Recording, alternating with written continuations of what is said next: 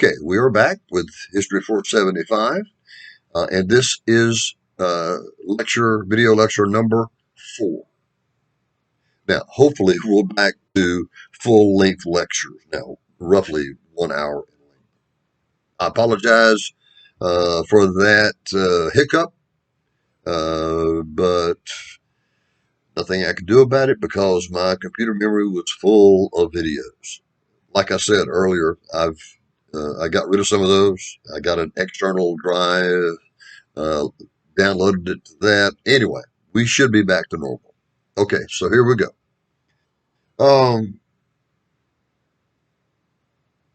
Remember that Alexander Hamilton had been uh, nominated and had been confirmed by the Senate to be Washington's Secretary of the Treasury.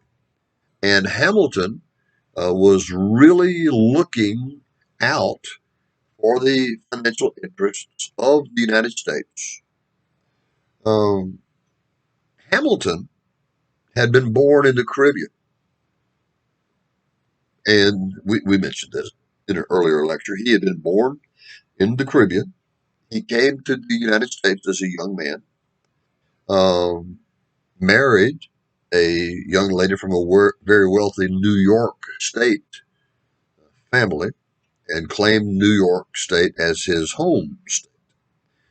But Hamilton never really exhibited that dedication, that devotion to his home state that many other people at that time did. I'll give you an example of how people quite often they were prouder of being from a particular state than they were of being an American, a citizen of the United States. Remember, United States citizenship was still a new thing. Even in later years, here's the example. Robert E. Lee. We all know about Robert E. Lee, right?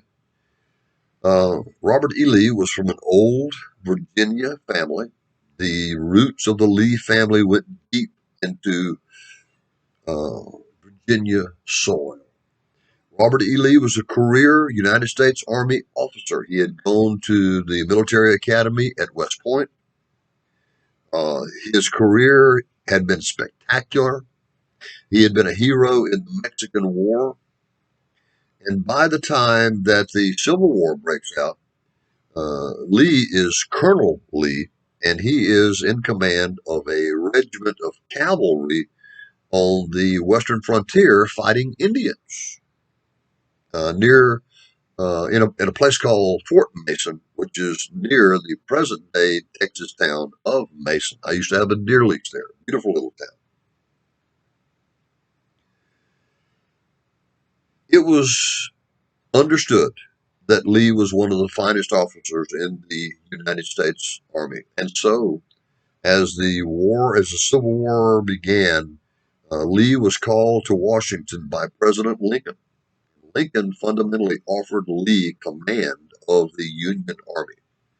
Now, this would have been the accomplishment of a lifelong dream to be the top officer in the entire United States Army. Many of you know, though, that Lee refused. He didn't really refuse. He was very polite. He declined. He declined the offer. And why did he decline the offer? He said, I cannot go against my state. Now, that's something that we have trouble wrapping our brains around today, right? Because in our minds, being an American is more important than being a Louisianian, but not so then. All right, I told that entire story to illustrate what was happening with Hamilton, because Hamilton had not been born in America, because he had not been born in New York State. He didn't have that loyalty to New York State that somebody like Lee would have had. No, Hamilton was one of the first people whose loyalty was to the United States first, and then to his home state. Now, Hamilton had seen, it was Hamilton's goal to balance the budget, to pay off the debt that the United States had taken on itself uh, while it was attempting to pay for the American Revolution. And Hamilton saw an opportunity to help pay off that war debt. He decided to put an extra tax. It was called an excise tax. He decided to put an excise tax on liquor. Now, uh, I've got to tell you an entire story about that. This really angered a lot of Americans, especially Americans who lived on the frontier at that time. Why? Well, everybody paid their tax back in those days, including the people on the frontier. And then this extra tax was put on the booze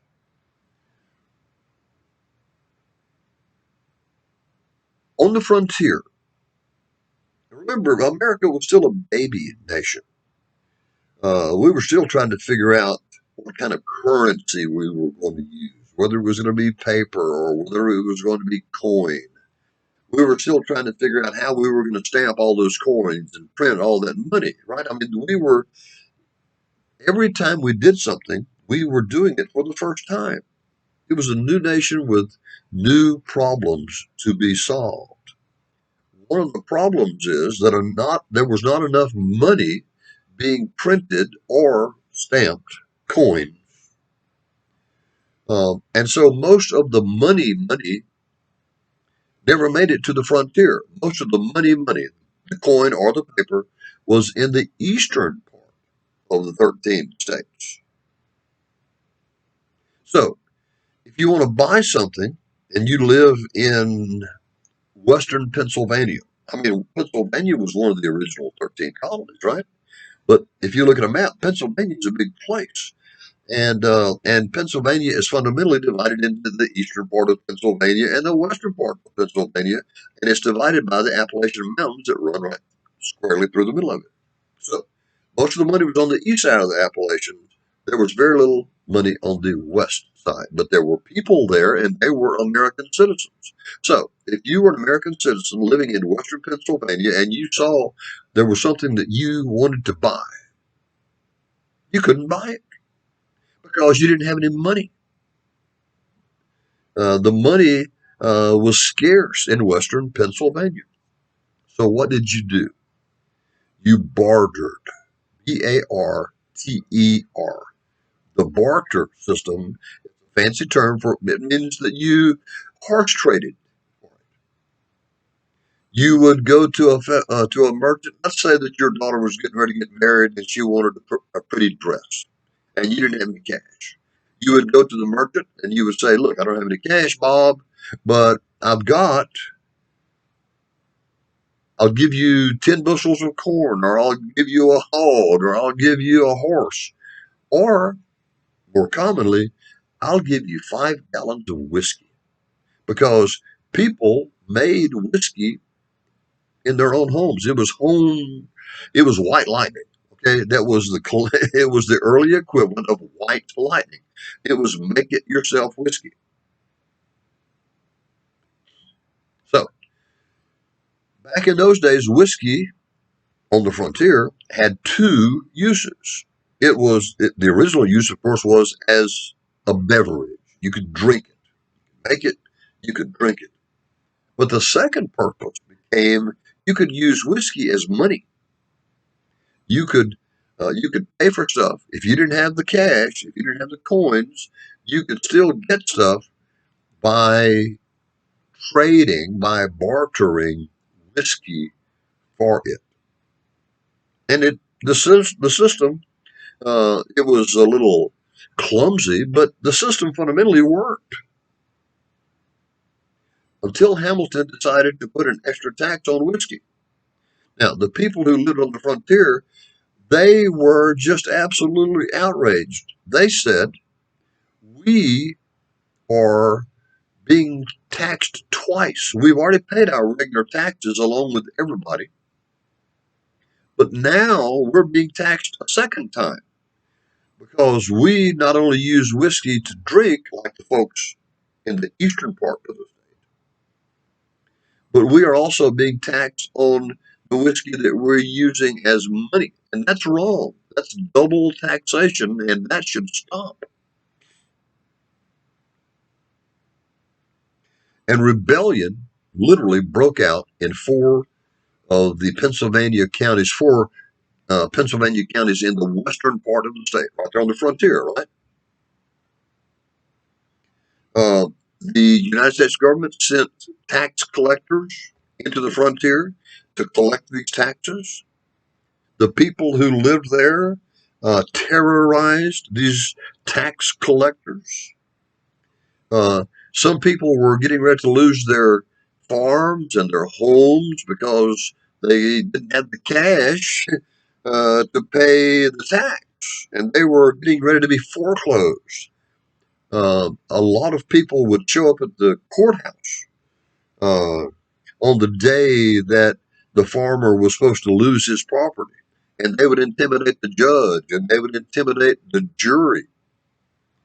They would scare them, they would frighten them so thoroughly that they would stop the proceedings to foreclose on the farm. These vigilantes robbed the United States mail because the United States government would send out the tax notice that said you owe this money, right? And so the way to stop that, the way to stop the people from getting the tax notice was to stop the U.S. mail and take all of the tax notices out of the mail bag and burn them. Well, Washington, among his many talents, he was a military leader. And Washington calls out the militia. He calls out the Pennsylvania militia to put down this problem in Pennsylvania. And the people, the vigilantes of Pennsylvania, knew that Washington meant exactly what he said. And so when the militia shows up, the vigilantes disappear. They sort of disappear into the woods. Only about 130 rebels were arrested. Vigilantes were arrested. Uh, of those, two were actually sentenced to death. The ringleaders were sentenced to death. But Washington, in an act of mercy, commuted the sentence to prison time rather than to death. Now, the incident that I just described has a name in the history books. It's called the Whiskey Rebellion. The Whiskey Rebellion.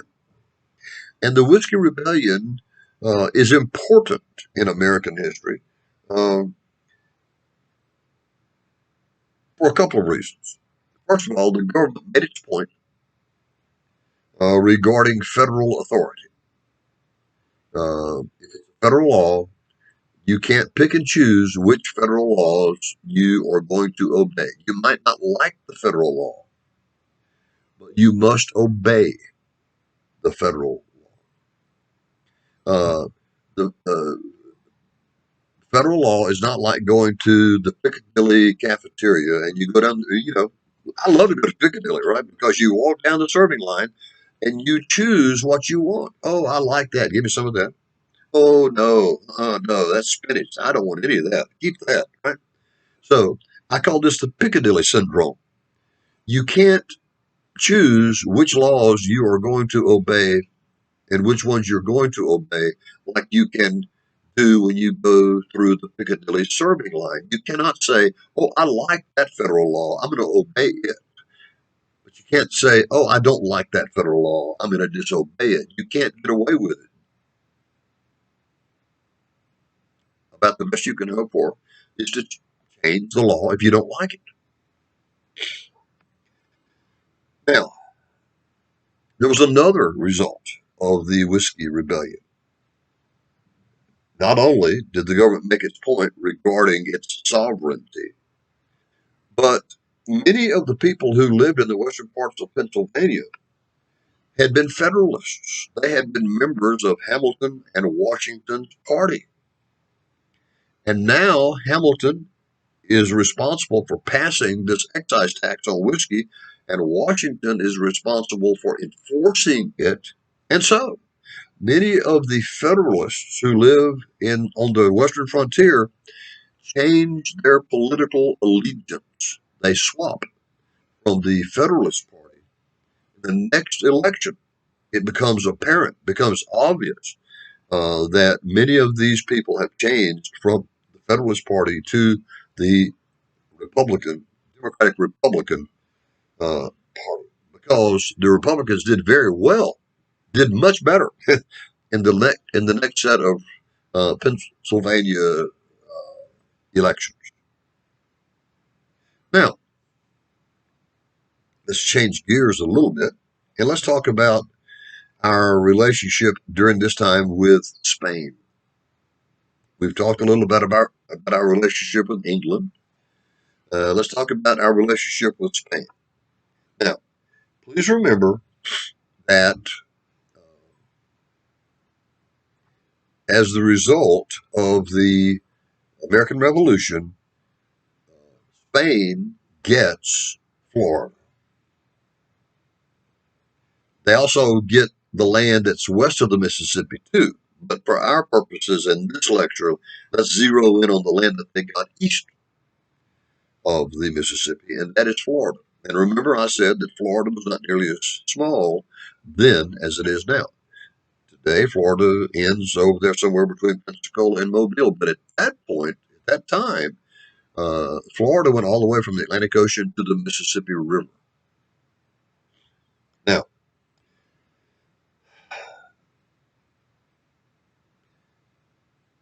Spain was a nation that was in decline. At one point, Spain had one of the largest empires the world had ever known. Remember what Spain, think about what Spain owned, roughly, in at the time of the American Revolution. Let's put the time right there. At the time of the American Revolution, what did Spain own? Well, they owned much of southwestern part of North America. They owned all of Mexico. They owned all of South America except for Brazil, which was owned by Portugal. They owned um, many of the sugar islands of the Caribbean, and they owned the Philippine Islands out in the Pacific. The Spanish owned a lot. That was a huge empire. But they were stronger in they were stronger in some places than they were in others. And one of the places where they weren't too strong militarily was in Florida. The Spanish presence in Florida was getting weaker and weaker and weaker. Now, the Spanish were still making noises as if they were still powerful in Florida, but the reality was that they were getting steadily weaker. Now, the Spanish and the United States had argued over where the northern boundary of Florida was. The Spanish, at one time or another, said that the northern boundary of Florida went all the way up to Vicksburg, where Vicksburg is today. And the American, now, if that had been true, if that was the real northern boundary of Florida, that means that Florida would be much larger than it was. They would gain all that ground. The United States said, no, no, no, no. The northern boundary of Florida is the 31st parallel of, uh, and the two countries disagreed over where that northern boundary was. And so, in 1795, Washington sends another diplomat to Europe, except this time he sends the diplomat to Spain, and the diplomat's name is Thomas Pinckney. Now, let me spell that one for you. Pinckney. We're going to, as we get further into the course, we are going to discuss another member of the Pinckney family, Charles Pinckney, but this is Thomas. Thomas Pinckney was sent by Washington to Spain, to Madrid, with orders to try to settle the boundary dispute. And Pinckney goes, and he accomplishes what Washington had said. As a matter of fact, Pinckney convinces the Spanish. Oh, excuse me.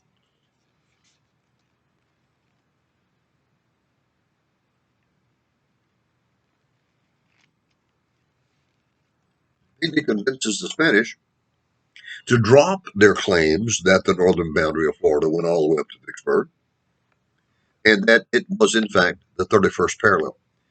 And the resulting treaty between Spain and the United States, we still refer to that treaty as Pinckney's Treaty. And it established the northern boundary of Florida at the 31st parallel. Now, you might be saying to yourself, where the heck is the 31st parallel? Well, you know. You just don't know that you know. I want you to visualize a Louisiana map. And I want you to visualize Louisiana shaped like a boot. Now, we live over in the toe of the boot, don't we? We live in what's called the Florida parishes. We'll talk about that later, why it's that. But for right now, understand that we live in the Florida parishes over in the toe of the boot. The northern boundary, there are several parishes in the boot who run all the way up to the Mississippi border. Washington Parish runs all the way to the Mississippi border. Tangipahoa Parish does too. St. Helena does. East and West Feliciana do. The northern boundary of those parishes where they touch Mississippi is the 31st parallel. There is a rest area on Interstate 55 right before you leave Louisiana and you go into the state of Mississippi on I-55. And there is a historical marker there that says Pinckney's Treaty. And it gives a thumbnail story of what I just told you. Okay, so the 31st parallel is the new boundary of the northern boundary of Florida, and it runs from the Mississippi River all the way over to the Atlantic Ocean.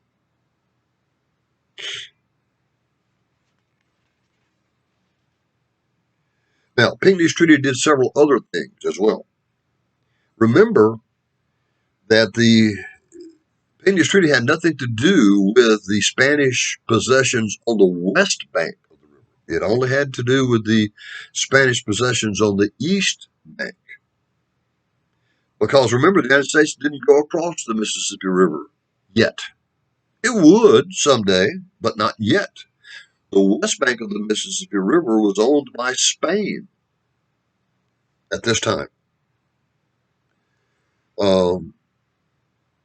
In Pinckney's Treaty, the Spanish made a couple of promises. One promise they made was that remember, the Spanish owned the west bank of the river and they also owned New Orleans. Now, international law says that if a nation owns both sides of the river right across from each other, right, then that nation can control the river traffic on the river. Now, this applied perfectly to Spain. Spain owned New Orleans, which was on the east bank, and they owned all the west bank. So,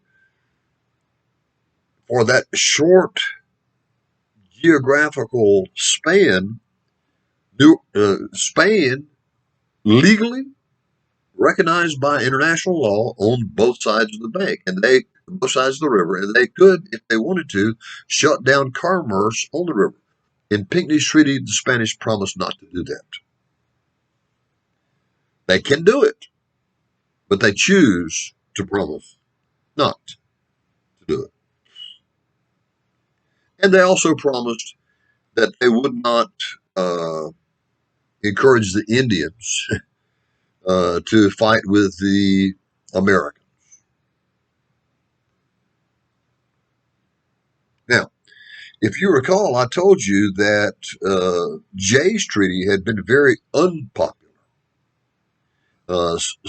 because Jay didn't get much from the English, but we get a lot from the Spanish in Pinckney's Treaty, and as a result, Pinckney's Treaty is extraordinarily popular. It was especially popular among people who lived on the western frontier because many of those people, the only way they could get their products, their crops to market was by sailing them down the Ohio River, and the Ohio flows into the Mississippi River, and the Mississippi River flows by New Orleans and then flows into the Gulf of Mexico. The people who lived on the frontier were always very much aware that if they wanted to, the Spanish could shut down the Mississippi River. And so when they heard that a new treaty had been negotiated and that the Spanish had promised to not do that, it made the people who lived on the western frontier very, very happy. Now, I want you to visualize, because I don't have a map, but that's okay. It really is. I want you to visualize a map of the United States. And first of all, I want you to visualize the original 13 colonies. Right? Got that picture? The 13 colonies were fundamentally on the Atlantic coast of North America. And that was it. That was the original United States of America. Then we fought the British in the American Revolution. And as a result of the Treaty of Paris that ends the American Revolution, we receive a lot of land from England. We receive, okay, I want you to write this down carefully. This is what they received. The new boundary of the United States as a result of the Treaty of Paris of 1783 is the northern boundary of, and we talked about this before, the northern boundary of the United States is the southern boundary of Canada, wherever that is, right? We talked about that. It's sort of nebulous. No one was exactly sure where it was. But we knew that generally it was the southern boundary of Canada. We knew that the western boundary was the Mississippi River. We knew that the eastern boundary, which had always been the Atlantic Ocean, was still the Atlantic Ocean. And we knew that the southern boundary of the United States was the northern boundary of Florida, which was now what? The 31st parallel. Now, with the exception of the 13 original states, very little of that land was developed. Uh, Very few people lived there. What did we say? Yes. What did we say in our previous lecture? 125, 150,000 Americans lived across the Appalachian. That's it. That's a huge chunk of land to have so few people living in it. So, a fundamental question arose. And here's the question: what are we going to do with all that land? They refer to it as the Western lands, right? What are we going to do with the Western lands? Should we keep it and sort of use it? You know, I've got two deep freezers at my house, and I've got vegetables, and I've got fruit, and I've got elk meat, and I've got this and that and the other. Right? Look, if the zombie apocalypse happens, my wife and I will be able to, if we can keep the zombies out of the house, we will be able to eat for months and months and months and months because we got so much food in the deep freezer, right? Okay. Many people looked at the Western lands and sort of visualized them as being the deep freezer for America. In other words, there were a lot of valuable resources out there. There were the fur-bearing animals, and there were the trees to use as naval stores, and uh, oh, and some people said, let's use it as a deep freezer. Let's don't develop it. Let's just make sure that when we need something that's out there, we can go get it. It'll help us that are living in the original 13 states. Other people said, oh, no, no, no, you can't do that. You need to uh, divide that land up and encourage people to move there. You need to survey it, encourage people to move there, and buy that land. And then someday, maybe where they live can become a new state of the Union. And of course, there were some who said that's what we should do. But some of them said, let's on top of that, let's sell that land cheap. In order to encourage more and more and more settlement, let's sell the land cheap. Others said it's a good idea to survey it and encourage people to come, but let's make as much money off it as we can. So let's charge high prices for the land. So that the idea of it becoming a deep freezer, that never becomes a real serious option. But the real argument then becomes, what are we going to, are we going to sell the Western lands cheap, or are we going to sell the Western lands high? Well, uh, let me spoil the story for you by telling you what the answer was. At least in the beginning, option number one won. In other words, it was decided that we would survey the land and then we would sell it cheap. But as the years began to pass, we began to sell it for more and more money. So both we started off with option one and we wind up with option two. But we knew that we had to do something with that land. We had to sell it, whether we were going to sell it cheap or whether we were going to sell it expensive, because the United States needed money in its treasury to pay for the American Revolution debt.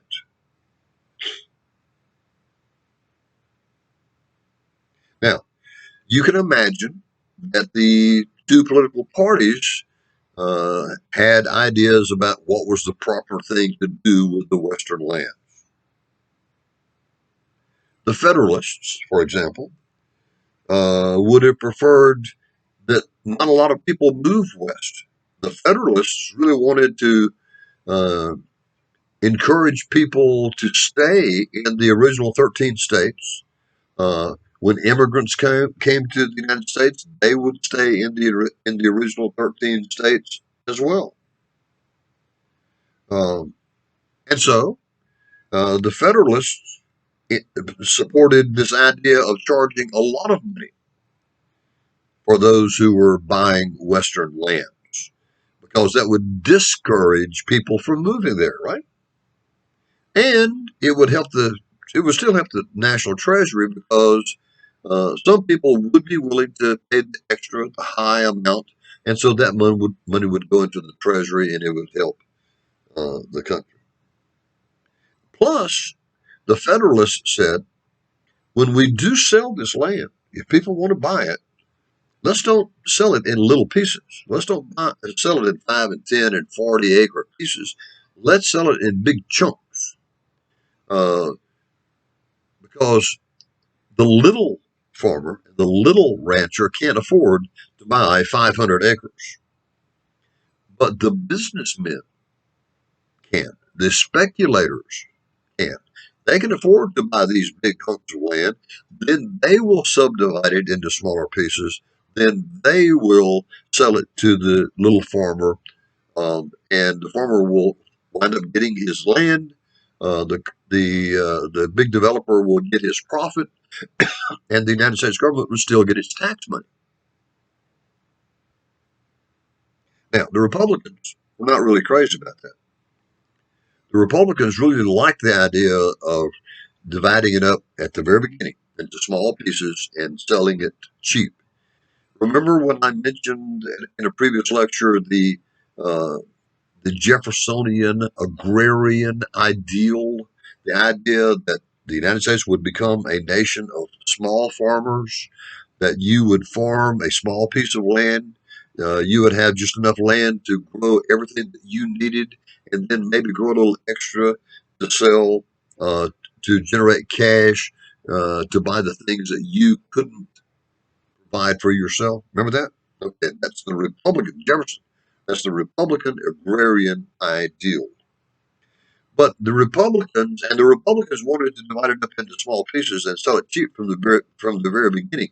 But The Federalists were in power, right? Washington is a Federalist. Hamilton, the Federalist, is still the Secretary of the Treasury. John Adams is a Federalist. He's the Vice President, for goodness sakes. So the Republicans reluctantly went along with the Federalists because of the need for the revenue. But they really preferred a plan that would have made settlement easier.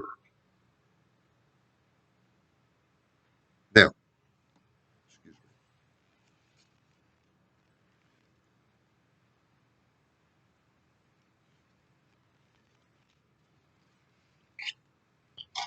we do two things.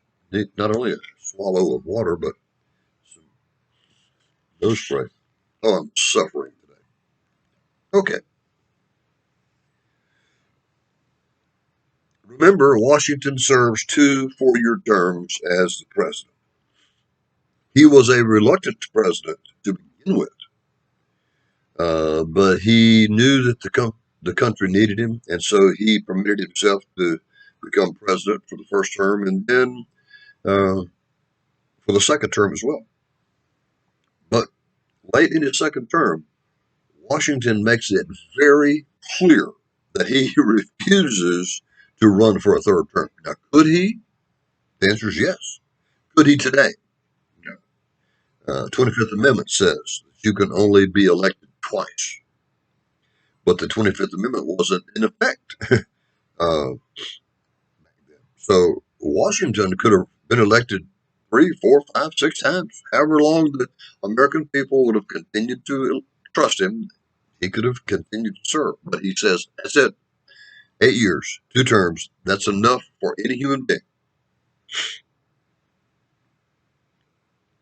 And so he makes a public announcement that he will not become a third term president. And by the way, when he did that, that set a precedent in America for U.S. presidents. Remember, the 25th Amendment is not ratified until the 1950s. 1950s. So for the rest of the 1700s, 1800s, and for the first half of the 1900s, presidents could have been elected more than twice, but they chose not to. And why did they choose not to? Because the precedent had been set by Washington. People basically said, if it's good enough for Washington, it's good enough for me. And as a result, no United States president is elected more than twice until Franklin Roosevelt. Franklin Roosevelt is elected, he becomes the first person ever to be elected 3 times. And not only is he the first person to ever be elected 3 times, he becomes the first person to ever be elected 4 times.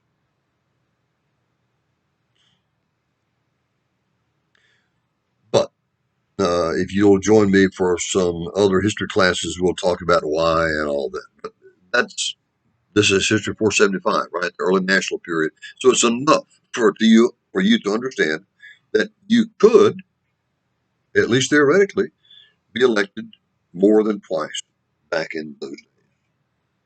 So everyone understands now that Washington is retiring. So toward the end of his term, he gives what is probably one of the most famous speeches in American history. And we still refer to it as Washington's farewell address. Um, and basically, the speech was divided into 2 major parts.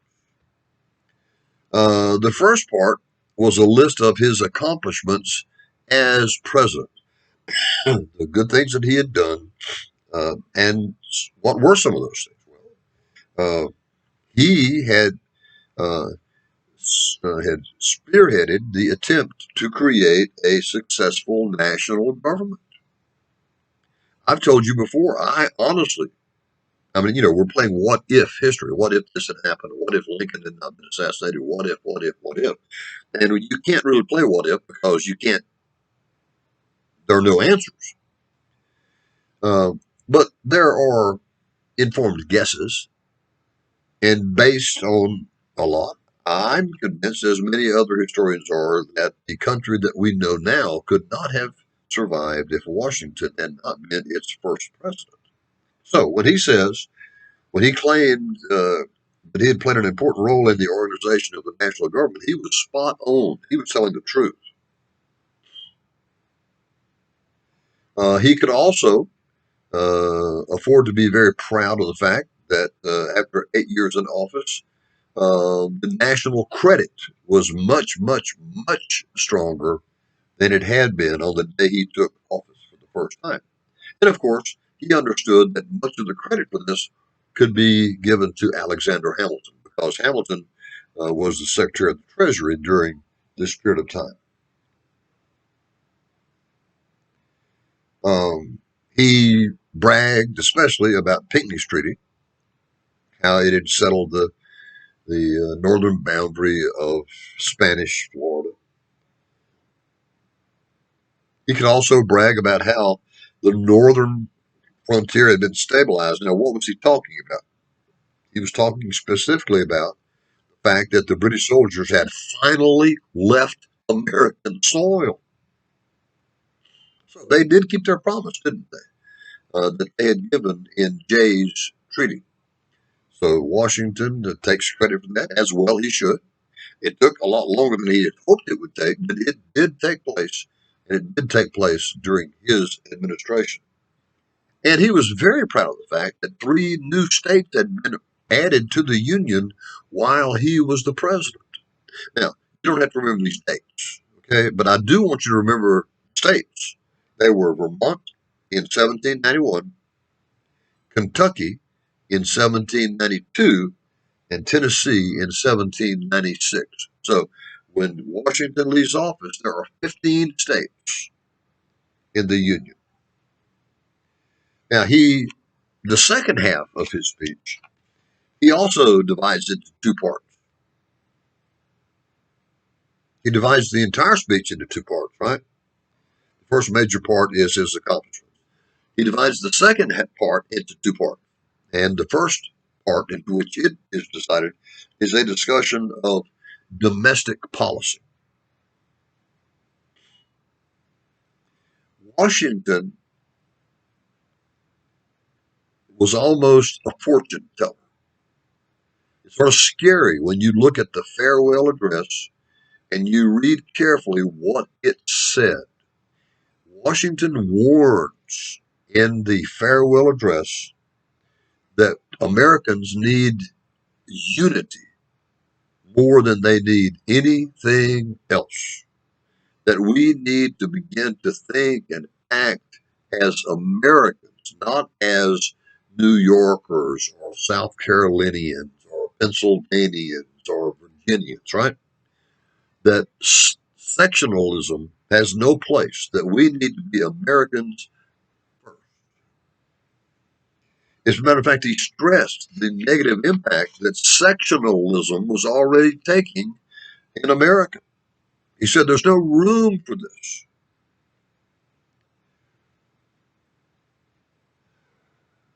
Well, less than 70 years later, it becomes obvious that Americans have not taken his advice, that sectionalism literally is going to tear our country apart.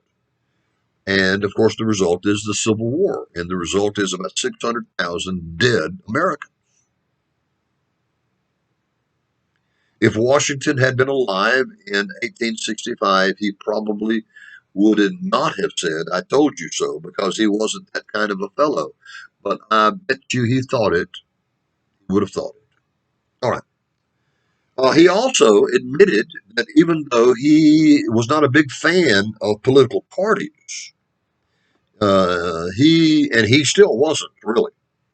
But by the time he leaves office, by the time he gives a farewell address, he is honest enough to acknowledge that parties serve a useful purpose.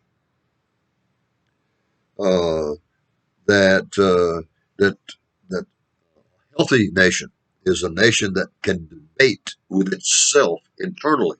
Now, I don't mean fight each other. I mean civilized debate that leads to civilized change. Now, the second part of the second part, he talked about foreign policy.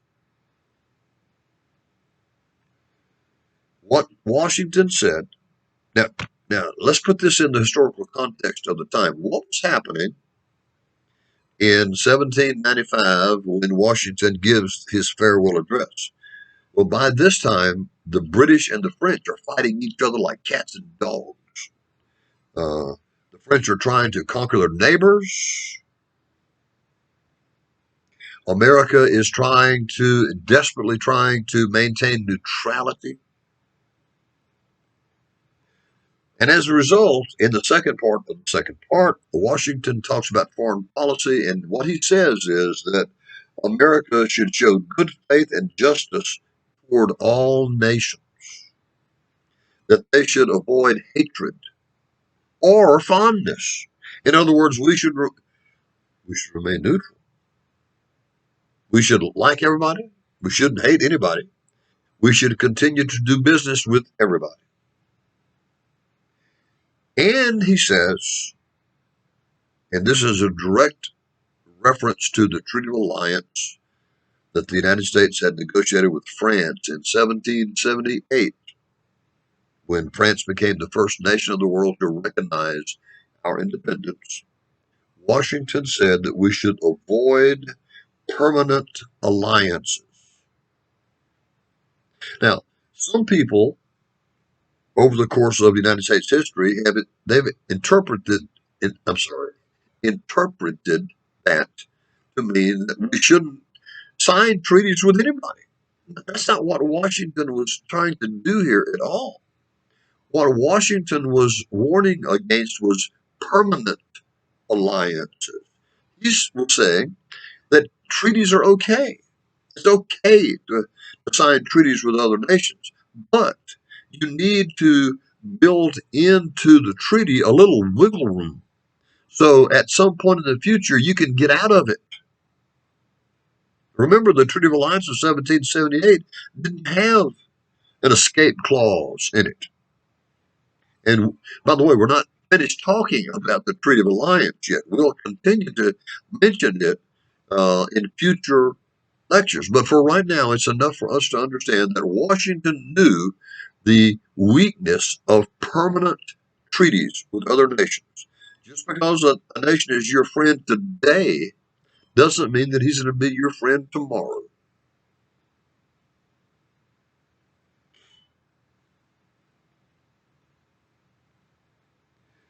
And this idea of avoiding permanent alliances, Americans listened to Washington and they took his words to heart. And that warning against permanent alliances becomes one of the bedrock, fundamental building blocks of American foreign policy up until now. Now, in 1796, a presidential election takes place. Now, Washington is out of the picture. He has made it very clear, and people believe it. Now, Washington was a Federalist. He might not have been as strong a Federalist as a Hamilton, but he nevertheless was a Federalist. Hamilton was a Federalist. Hamilton had actually started the Federalist Party. He had created the Federalist Party. It wasn't Washington, it was Hamilton. And so, if you didn't know any better, you would have thought in 1796, now that Washington is retiring, and Washington being the Federalist, that the logical choice for the Federalist Party to become president, to become the presidential candidate, would be Alexander Hamilton. And if you thought that, you would be wrong. He might have been the logical choice, but he was not the popular choice. He had made too many enemies over the years. Remember what we said about Hamilton? I said he was a financial genius. The fact that Washington made him the Secretary of the Treasury was, I think, a stroke of genius on the part of Washington, too. But in many other areas of his life, I think I used the word jerk. I said Hamilton was a jerk, and I stand by that, by the way. I stand by that. Hamilton had made a lot of enemies. He was arrogant. He had a huge ego. We usually don't like to be around people like that. So, uh, in the election of 1796, Hamilton does not become the candidate of the Federalist Party.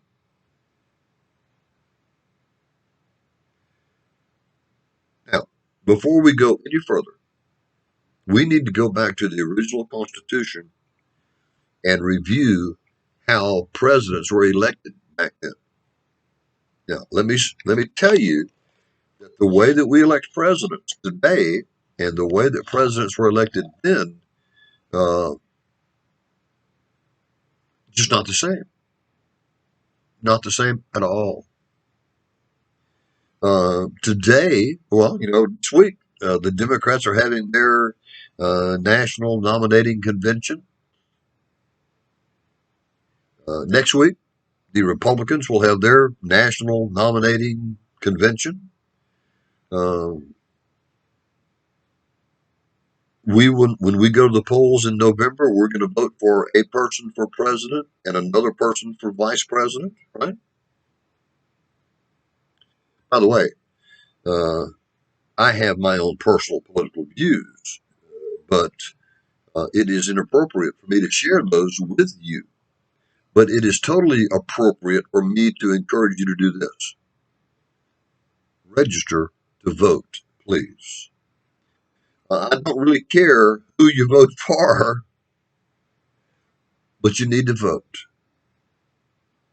Um, every election, we hear the same thing. This is an election that's going to change the country for years and years and years. I believe that's true in 2020 as well. So, in Louisiana, you can't just register one day and go vote for the presidency the next day. You got to, and I forget what it is. It's been so long since I registered, I don't really remember. But what you need to do is find out, uh, contact your parish registrar of voters, wherever you live. Most of you live in Tanksboro Parish, in the Florida parishes, in Orleans Parish, Jefferson Parish, Livingston Parish, East, West Baton Rouge. Because we are a regional university. People come from other parishes, but that encompasses most of you. So, what you need to do when you go home the next time, you need to make sure that you run down to the registrar of voters office for your parish. And if you are not registered to vote, please do so. And then you will be able to vote in November. Remember, you've got to be 18 years old to register, and you got to be a U.S. citizen. And you can't be in jail. You can't vote if you're in jail. Because if you don't vote, I really don't want to hear you complain. Okay? We all have a voice in our government. And if we choose not to exercise that voice, then I don't want to hear you moaning and groaning about the winner. Maybe you could have changed that if you had voted, right? Okay. I'm going to get out from behind the pulpit and stop on that sermon. But can I simply leave you with this thought? Yeah, please go vote. Please go register. Now, back then, there were a lot of differences in the way voting for president is today. For example, back in those days, uh, the candidates didn't run on a ticket. See, uh, the Democratic ticket in November is going to be Joe Biden for the president and uh, Kamala Harris for vice president. So she's running for the vice presidency, not running for the presidency, only the vice presidency. He's running for the presidency, not for the vice presidency. Back in those days, nobody ran for the vice president at all. Everybody ran for the presidency. Really? How'd that work? Well, this is how it worked. The guy who got the most electoral votes for the presidency became the president. And the guy who got the second most votes for president became the vice president. Okay. That is a fundamental change, a fundamental difference between the way things were then and the way things were now.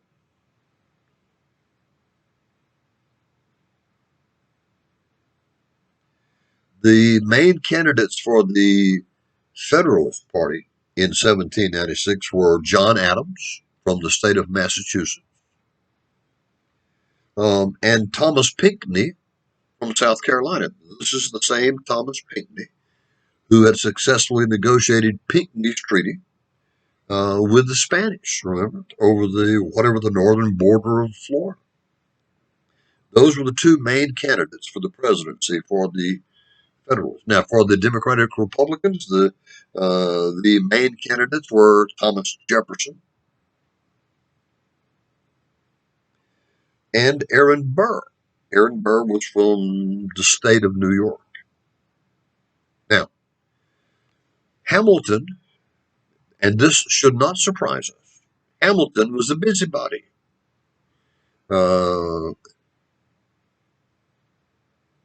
Hamilton meddled in the election.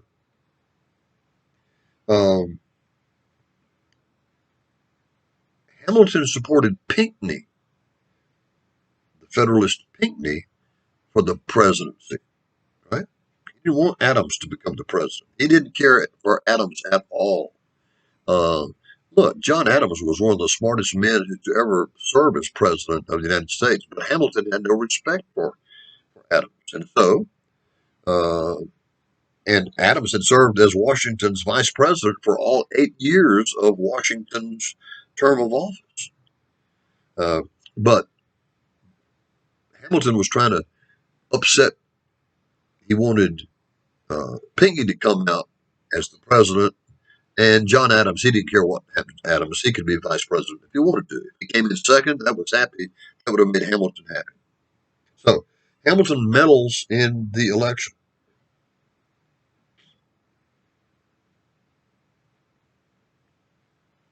But people found out about it. And they ignored Hamilton. Well, they didn't quite ignore Hamilton. Because Hamilton still influences the results of the election of 1796.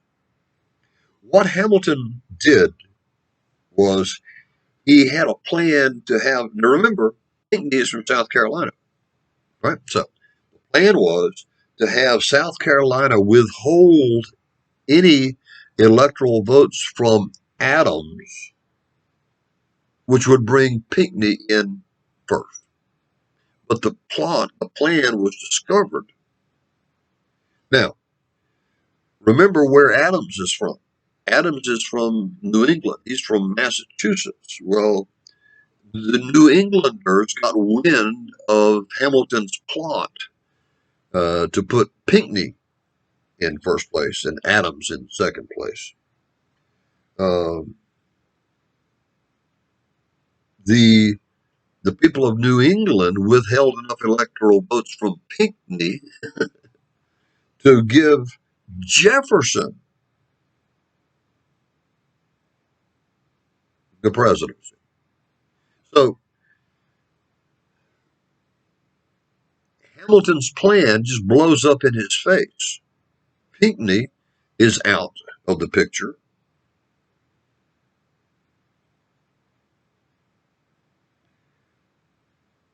Adams, I think I misspoke a few moments ago. Let me correct myself. Adams becomes the president and Jefferson becomes the vice president. All right?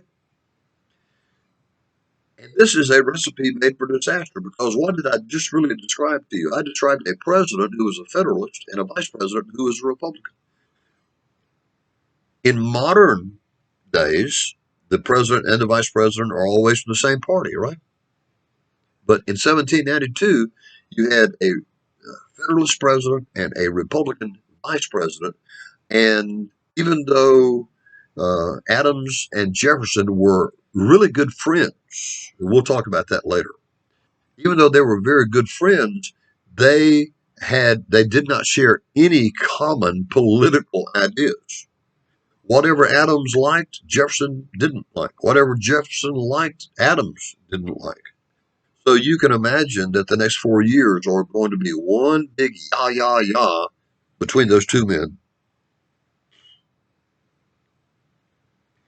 The final electoral vote was Adams got 71 electoral votes and Jefferson got 68. So the both of the vice presidential candidates for both parties lose. It is the presidential candidates from both parties who wind up the winners. Adams as president, Jefferson as vice president. Okay, it is now almost an hour and a minute into the lecture, which means that that's where I'm going to stop. Now remember, this is lecture number 4. We will pick up lecture number 5 with the presidency of John Adams, and we'll see you then.